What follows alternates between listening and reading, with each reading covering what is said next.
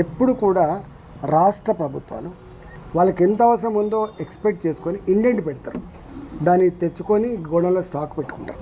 ఇవాళ ఈ సంవత్సరానికి, ఈ వర్షాకాలానికి, ఈ రేపటి సెకండ్ క్రాప్కి ముందే ఒక 6 నెలల ముందే తెచ్చి పెట్టుకుంటారు. మరి వీళ్ళు ఎక్కడ ప్లాన్ పోయిందో నాకు తెలియదు. వాళ్ళు ఇండెంట్ పెట్టిందా లేదా, వాళ్ళు అలకేట్ చేసిందా లేదా, డబ్బులు కట్టిందా లేదా, అదొక ప్రశ్న. కానీ రెండవది ఏంటంటే, అన్నిటికన్నా ముఖ్యమైన భారతీయ జనతా పార్టీ ఎప్పుడు కూడా నరేంద్ర మోడీ గారి ఫిలాసఫీ మళ్ళీ చెప్తున్నా, 100 సార్లు చెప్పినా మళ్ళీ చెప్తున్నాను, రాష్ట్రాల అభివృద్ధిలోనే దేశ అభివృద్ధి ముడిపడి ఉంది. ఇది భారతీయ జనతా పార్టీ నరేంద్ర మోడీ గారి ఫిలాసఫీ. మీకు తెలిసి ఇలా రైతు బంధు ఇస్తున్నారు. తెలంగాణకు రాదా అండి? చెప్పండి. తెలంగాణకు రాదా చెప్పండి?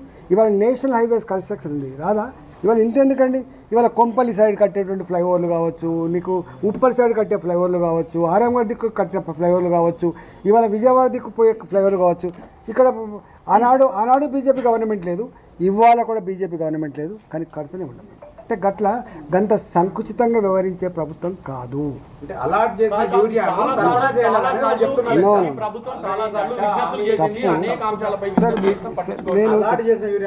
విజ్ఞప్తులు కాదు కావాల్సింది, ముందే ఇండెంట్ పెట్టాలి, డబ్బులు కట్టాలి, ట్రాన్స్పోర్ట్ వెహికల్స్ తెచ్చుకోవాలి.